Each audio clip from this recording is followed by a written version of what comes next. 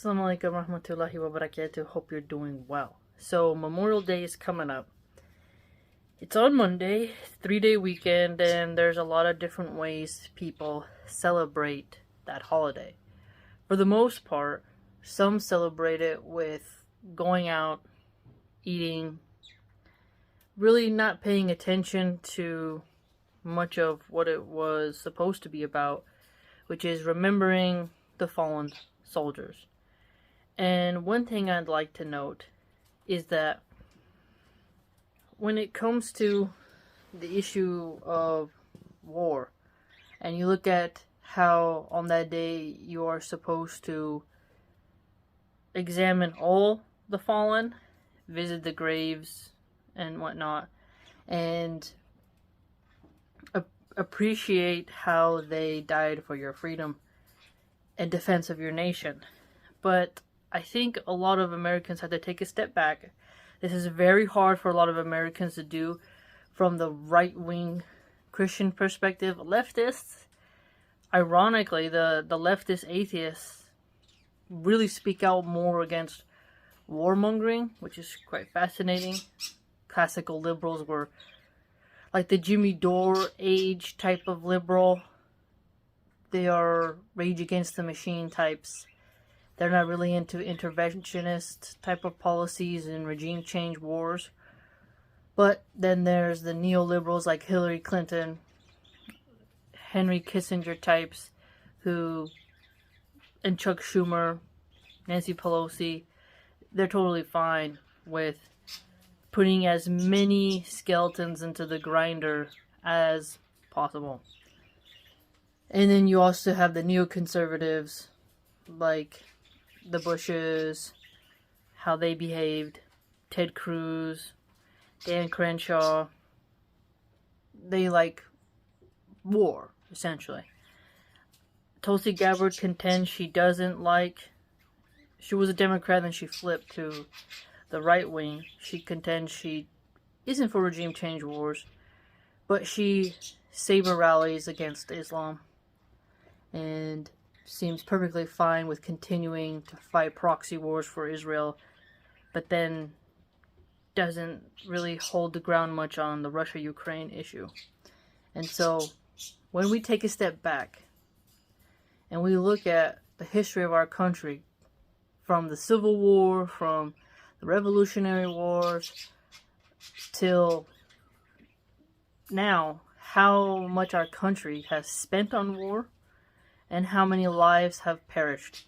And I think it's very important for mothers and fathers to ask themselves, why do you want your child to go fight banker wars? I think that's something people can openly talk about now. America in the past, I'd argue, it was very taboo to say, don't join the military. And then suddenly, when the rainbow people started getting into the military and soldiers started doing drag in uniforms while on duty. You see this now a lot when they post on TikTok, and then pages like Libs of TikTok and others of that nature who create that sort of content will show you a male soldier in his uniform. In the Navy, you have different pockets that they are in, and then they do like this face thing, like, and they turn around and they're in drag. And the fact that there are men who cross-dress, who are in high positions in the military, and when you look at our ads for the military, you can see that they're very Rainbow Mafia-esque. Whereas if you examine China's and Russia's ads, it's embracing this sort of hoorah energy. And so, because of that, you see some of the right-wingers starting to pull back, saying, like, clearly no one wants to have their life taken from them for Joe Biden. Because when you look at the president, when you decide to fight for your country, I do believe you fight for the patriotism of the nation, but also because you were commanded to do so by the president. Because he's the commander in arms, he gets to He's the executive branch. It's true that Congress is supposed to come together and approve if you can go to war, but we know countless times that the different branches of government carry out their own operations, and some don't even know what the others are doing. That's a long story, but they can do military operations without congressional approval.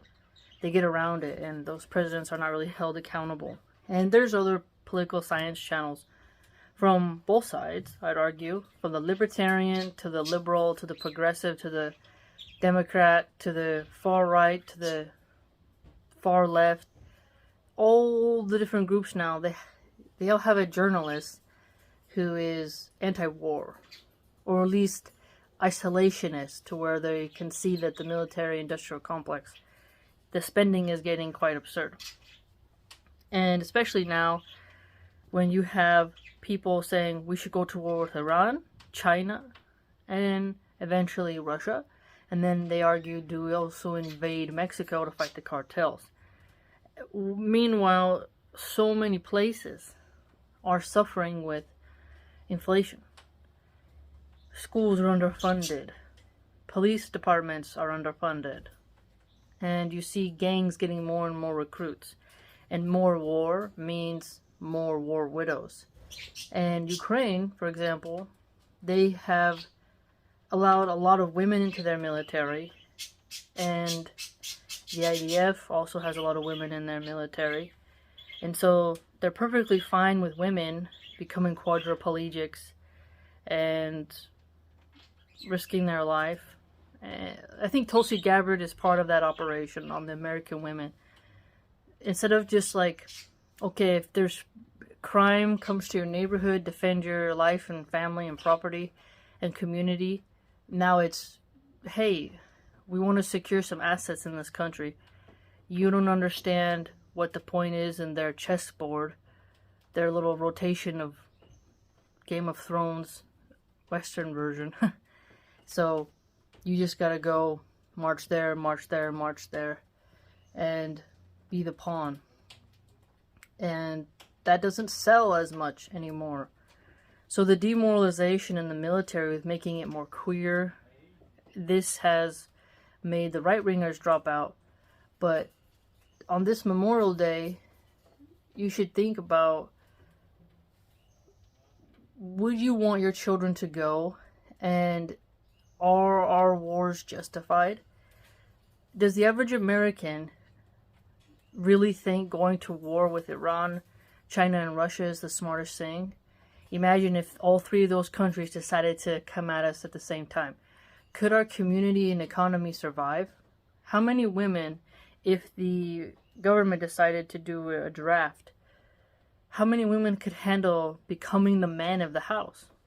See, Western values is now saying we value war more than the nuclear family. To these politicians who are flying around on private jets, they're leeching off our tax dollars, eating the finest foods, kids get the best health insurance, they live it up. They don't have to work hard, they're in air conditioning, they're just passing bills they don't even read, living the high life off of the backs of the trodden in America.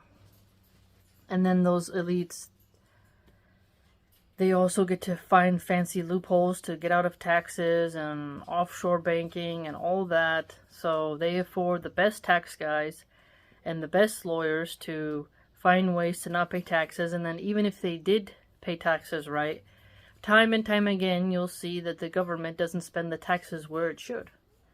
So no matter which way you square it, you can see that the American government is at the worst it's ever been. And that Biden is unfit to rule, and the fact that he's the leader of a military-based empire, it's a really Nero-esque, Caligula type of empire. But that patriotism from Hollywood is still lingering, when in reality, more and more Americans are not feeling nationalistic or patriotic. And they're mostly focused on survival. And so, if you're a woman, you may think, yeah, it's very attractive to marry a soldier, but he's going to be gone. And if he comes back with PTSD or a missing limb, you really suffer. You're going to suffer with that kind of person. And so, should women pick soldiers to be their men? Because it's different if your country isn't a warmongering nation. America is not a nation of peace.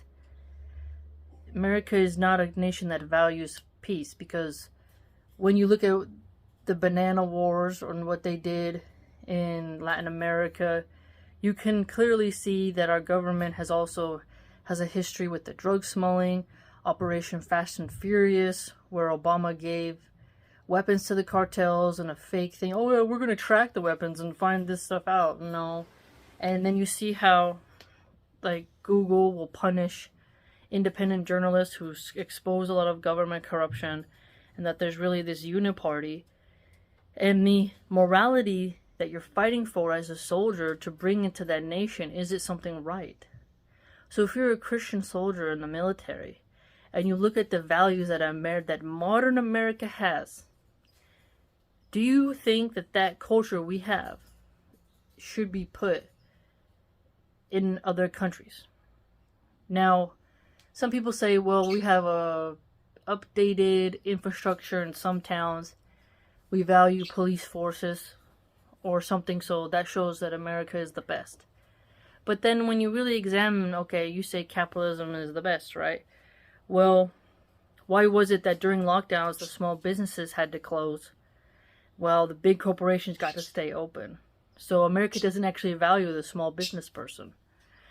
It's very expensive in so many places for a small business to open up that isn't a corporate. And with all the looting going on in San Francisco, where you're allowed to steal it under a certain amount, CVS, Walgreens, Rite Aid, In-N-Out Burger, they're leaving these crime-ridden areas. And one has to ask themselves, okay, so the liberal crime policies make things harder for business. Okay? So, what are you exporting to these other countries? Are you exporting your crime policies? Are you exporting your social culture? So, what's that? Well, let's look at Hollywood. Pushing a hookup culture, pushing divorce, pushing abortion. Libertarians and liberals say legalize, tax, and regulate all drugs. This means there will be more safe injection sites where people can just go and shoot up until their brain rots out of their head and their teeth are falling out, and you cannot commit them to a rehab against their will, and you can't really do much. And then pushing the Frankenstein medications on the children that will stunt their puberty development and that whole shenanigans. Okay?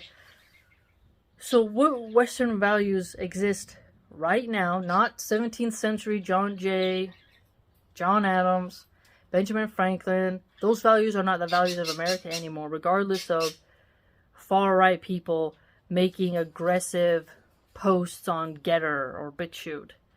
You see what I'm saying? Like, those people are the minority. What is the majority of Americans? I'd argue,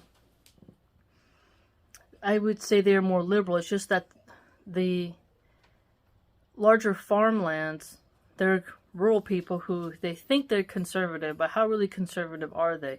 With how they let their daughters dress, putting their daughters on birth control in order to encourage actually promiscuity. You know, you take your daughter at 13, 14, say, here's some birth control. As a father, you think you're saying, you know, we don't want you to get pregnant, but what you're telling her is, it's okay to sleep around because you won't get pregnant. Instead of, if you get pregnant, do a shotgun wedding and keep the child instead of getting an abortion. And the dress codes, the music that's allowed to be played at school, the dress codes at schools. Look at what's been allowed and how American conservatives are actually almost just a form of liberals, except they like the Second Amendment a little bit more, but yet the socialists and communists and Antifa groups, they like their weapons too. So you can't just say because they like the Second Amendment that makes them super conservative. That's just not. You can like weapons from any political party. And so my point to say that is to say, if you enlist in the military, you have to say, what ideologies are you spreading? Who are you dying for? What does the American flag represent today? Not what it represented in 1834 or 1901. What is it today? And how many times has the rainbow flag been placed over the American flag? And one could argue that you're dying for the rainbow flag. You're not dying for the classic 17th century Americana. And your politicians, our politicians, they don't care about small businesses. They don't care about health care. Nor do they care about the nuclear family. They don't care about Christian or Muslim values. And you have to examine, okay, do you want your child to go die for that flag, for that cause? Do you want to enlist in the military and destabilize countries where there's still family values? And should you die for politicians who wouldn't die for you? And wouldn't it be better for you to stay in your communities and chase out those gangbangers that are taking over? Because certain people don't qualify for the military. And it used to be, half decent people would get into the military, and they're this sort of strong chin Superman. I'm going into the military to spread democracy. Even though America is a constitutional republic with an indirect democracy, so it's not a pure democracy. So when they say that, it's like, what? And when you look at just the history of democracy and how Plato called it the rule of the mob, and how much Plato and the Greek culture kind of showed us pure democracy doesn't always work. Because if you're outnumbered, even though you're right, if, hey, there's 10 cannibals and you're the one who's like, I don't want to be, and they're like, sorry, democracy, we all voted, you're outnumbered, you're for dinner. Oops, So there's a lot of political consciousness type of art showing the faults of democracy as well. So when you're saying you should spread democracy to certain places, you need to see like, what's up with that? And ironically, you'll see UK people will say, oh, Muslims are going to use democracy to get rid of our democracy because they're the majority, oppressing us, the minority. And it's like, wait a minute. So you only like democracy when it favors you, not when your values and ideas are losing. So it's not that you like democracy, it's just that you want to be the majority. You see what I'm trying to say? And so this Memorial Day, when you see posts like the one I shared a screenshot of, which is personally a bit performative, I wonder. If you were mourning your husband and then you have the blanket laid out and your baby's there and your butt's facing the camera and someone takes a picture of you, it's a little bit of form of thirst trapping. I shared in the past, there was a grave where a woman had her silhouette, which was very lifelike, laying on top of her husband's tombstones, and a guy wrote, how can I make my husband's death about me? It's very interesting how women can turn something that seems sentimental into really about them, Because when you first see that, you think, okay, how sad for that woman. She has a baby in the car seat, and the guy's dead, and now she's a single mom. She's a widow, but all widows are, logically, single moms if they're a mother. And so she should have picked someone who could actually be a father, and now that child is fatherless. Do the politicians care that that child is fatherless? Not really. Their kids, like Biden's son, Hunter Biden, still gonna be out smoking crack and partying with strippers. This has been documented. Even Trump's son, they're all gonna be living a lavish life. They're not sacrificing the same thing. And Joe Biden did have a son who was in the military who died from, I believe, brain cancer. Bo was his name. But one must look. They're not really on the front lines. Like when Prince Harry of England was said to have been in Afghanistan, and he declared he took out a bunch of Taliban people. you have to ask yourself, he's got private security. They know they're not going to let anything happen to him. So it's just playing pretend at that point.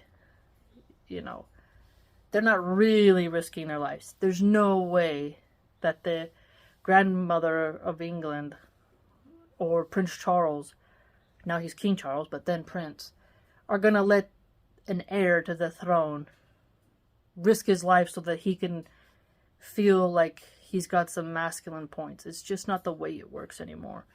It's not like the days of Caesar or even the medieval times, where kings actually, rulers, the men were on the grounds fighting, right?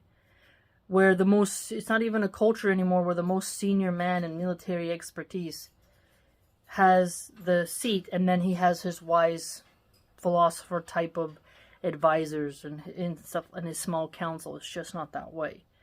So we have to wonder, when will Americans start to say, hey, you know what, we don't really want to be a warmongering nation anymore. How about we focus on our roads, public schools, lowering taxes, doing audits of the government? Why not that? Why not that? But I think they keep a lot of us really busy, and that there's just deals with different apps to push pure entertainment to where people resent educational long-form content, and to where it's just an indulgent, decadent, Hunger Games-esque society. Because if you are just encouraging people to enlist for a war that doesn't have a plan, it's really foolish. Look at Afghanistan. It's fascinating that Americans were told that we're going to be the saviors of Afghanistan, that Afghanistan is going to become this modern democracy, so they're going to have lots of degenerate singers like Nicki Minaj, who just got busted for smuggling drugs. I don't remember if it was in Amsterdam or out of Amsterdam, but she just got busted for that. Or all these other female singers who are very vulgar, or who just go crazy, like Britney Spears. She wasn't super vulgar, but they just go crazy. So look at Hollywood and ask yourself, okay, you want to put that in Afghanistan? Okay, let's look at American food is mostly fast food now. Okay, so you think Afghanistan should have Burger King, McDonald's, Wendy's, KFC, Cardi B, and Dr. Dre. I know I'm going to make some people mad with the music. They need Slipknot. They need Metallica. This is going to make them better. They need mini skirts, and the men need to sag their pants, and we got to do high debt banking, and we got to give them all these drugs and put bar culture there. Is that really what makes a nation stronger, when that is exactly what has caused America to slowly buckle? Right? But I think it's because of how we were raised as children, that we were told, you know, America's the best, and we don't really have a hard black mirror on ourselves. And it's important for us to start doing that when we have politicians who are saber-rattling, like, they want to convince us it's in our interest to go to war with Iran and to keep funding Israel's and Ukraine's wars, and then for us to poke the dragon of China, even though China they produce so much stuff for us. And it's really strange. And then to eventually, once they've used Ukraine, they just will put that under the boot and then go at Russia, because Ukraine can drain the resources of Russia and then leave us fresh to munch on them. So they have their plans. But this is the game of the elites, and they have stocks and weapons manufacturers, and they party with those people. And, you know, we just have to ask ourselves, we're being told to eat bugs, to not have children, to live in tiny, tiny apartments, to, in some places, not even own a car, but the war machine keeps going. And people aren't really prospering as much as they used to. And Memorial Day is a hard day for people who've lost people in the military. But I think as parents, you can raise a strong child who loves their country without telling them that they need to go die in a field. They need to go and slaughter people because the military-industrial complex said it, because the lines of good and evil aren't very clear anymore. But I get that the right wing is so bloodthirsty. They really are. That they get very angry when you tell them, hey, we don't want certain wars. Now, there are some alt-right people who say America first. No more of these offensive wars. More defensive is fine, where we're hit. Where then neoconservative is like, no, we're war hawks. We gotta go out. You know, the hegemonic rewards benefit those who are on top. And you don't want to be on the bottom. There's only can be one at the top. Sure, you could do a sort of triumvirate, but that kind of breaks down when two of the other ones team up against the third, and a council, well, you know, what is that? But what we can say is that it's sad for the people who died in the wars, and all the people who now have to have one less family member. But I'd argue, look at how the recruitment numbers are so low. And that can show you that more and more people are realizing their life means more than being sent to suffer for what exactly? And to spread what exactly? It's fascinating. America isn't the 17th or 18th century anymore in the values. What are the values today, right now? Not what we want them to be, what is it actually? So let those who want to spread those ideologies enlist, because if you don't want to spread the new ideology of America, then why would you enlist? Think about it. It's really sad that some people would just not do a lot of introspection. Now, marrying a soldier, like as a Muslim, every man is called to, when there's a call to like wage war or jihad, right? The men who are able-bodied and can go should. So technically, Muslim women are married to a soldier, but that's less frequent, and it's different than how the American foreign policy is today. Do you know what I'm trying to say? If you marry an American soldier today who's on active duty and you're a woman, you're going to be alone most of the time, and he may come back broken, disfigured. You want to deal with that? You know, not to shame the men who do a really good job, or, you know, I'm sure that there's some men who really believe that they're doing something good, and they're brave, and they don't do creepy things like R-wording female villagers abroad and stuff, or young boys, because we do know that not every soldier has good morals. But it's important to ask yourself, you know, how can I give my children the best life? And if you want to have children with a soldier, you think, oh, he's going to teach them how to be masculine, that he's going to teach them all this stuff, but he may never come back.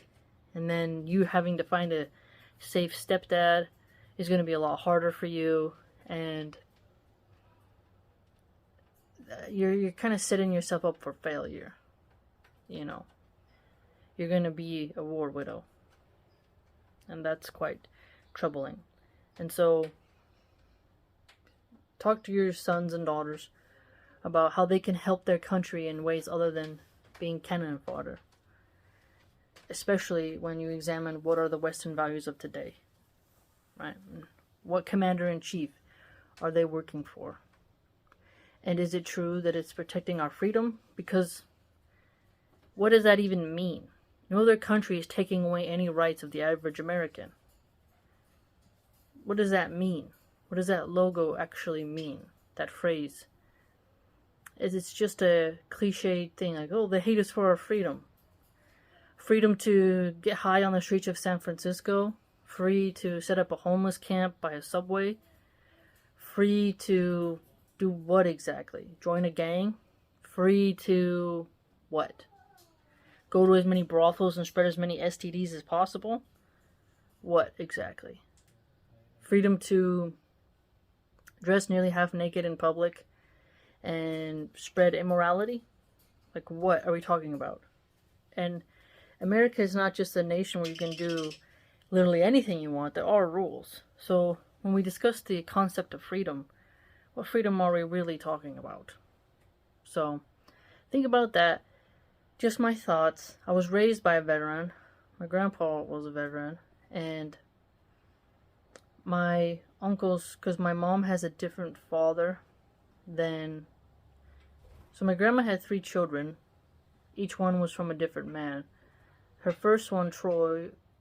no, that's my uncle Troy. His dad was a veteran. And my grandpa was a veteran. So I'm familiar with the problems of what the vets go through.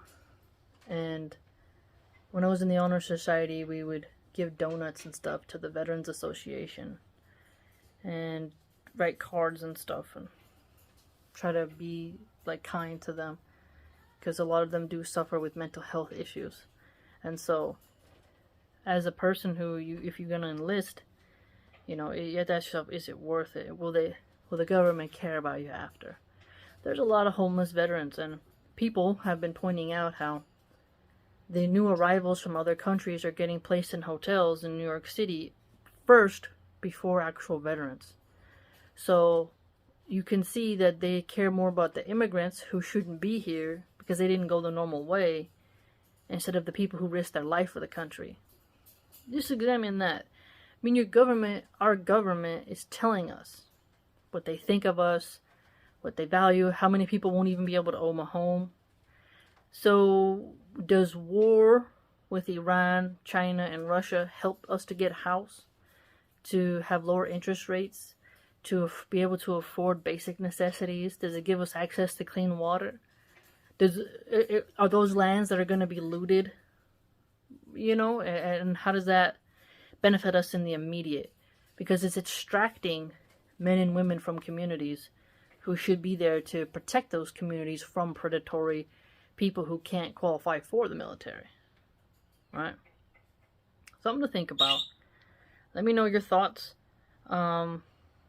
It's a very serious, deep discussion that deserves even more dialogues on it. But it's just fascinating to see the split of Memorial Day. You'll ask people on the street, what is this day about? And they're like, I don't know. And they're barbecuing on the beach. And then you see others who they know what it's about because they've lost somebody. So there's multiple ways to look at this. And what does it mean for the future going forward? And stuff like that. So there's that. If you'd like to support my content, you can do so by going to my blog. And there you can also read other things that I write about. Culinary arts terminology, art reviews, refutations of red pill, stuff like that. And it is www.subscribestar.com/Milahan Archive. Hope to see you there.